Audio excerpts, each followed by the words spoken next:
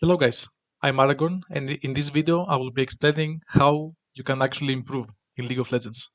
Since this is a really deep concept to discuss, I'm going to be breaking it down and do 3 videos about it and talking about 3 different topics: mentality, gameplay, and what you can do to improve apart from playing the game. In this video, I will talk about mentality. I will not be teaching you how to improve your mental in game, but I will be teaching you what kind of mentality you should have if you're looking to improve. The first thing to talk about is you should be accepting the reality of the situation. It is really difficult to teach something to someone if he thinks he already knows it, even if we are talking about teaching something to yourself. If you are hard stuck, especially in low willow, it means that there are many concepts that you are still unfamiliar with. And of the things you already know, you can probably do them much better. The last thing is more true the higher you climb. The players in Master or Grandmaster play the same game as you, in Diamond or Emerald. It's just that they do what you do much better and much more consistently. Which comes to my next point. Why are you hard stuck? I will just give you some reasons as to why you could be hard stuck. If you want to see here, like bad mechanics, or weak mentality, or bad matchup understanding, there could be many reasons, not just the ones that I mentioned here. Now you might see this and think that you don't do most of these things and you are still hard stuck. In that case, the most likely thing to happen is that you are either doing most of these things, but you don't even realize, or if you aren't doing most of them, then the ones that you are doing are the reason that you are hard stuck.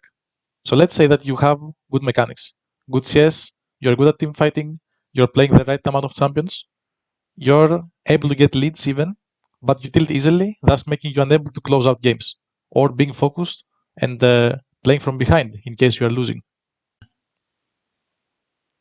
Next thing I want to talk about is you learning to focus on yourself. What I'm saying might sound very generic, but I can't stress enough how impactful this concept can be. How your teammates play has nothing to do with your personal improvement, so blaming them for their performance in game is never a helpful thing to do. Don't get me wrong, I'm not saying that your teammates always play well or that they never troll. I'm just saying that even if your critic or flame towards them is justified, it's essentially useless for the continuation of the game. You just can't afford spending time and energy on blaming other people in game. You have other things to worry about, like how to win the game, for example. The reality is that blaming your team in game for their mistakes can only make you lose focus, which makes you unable to find the opportunities to come back in case you play from behind, or close out the game in case you're already winning. Go outside of your comfort zone. If you really want to improve, you must do things that make you feel uncomfortable. That's the reality of things. You must try new things, things that make you feel the pressure, take risks, maybe take decisions that you would not normally take just to see what happens.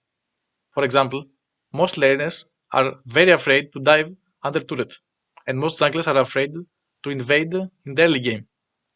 Both of these situations are high risk, and this is why most people are afraid of executing them. Probably because they tried in the past and it made them lose the game. But these are exactly the situations that you will learn the most from, not only gameplay wise, but also mental wise.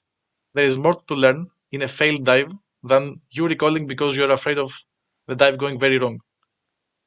And being able to perform under intense pressure makes you the game much easier overall. That was the end of the video. Thank you all for watching, and I hope you guys learned something new today.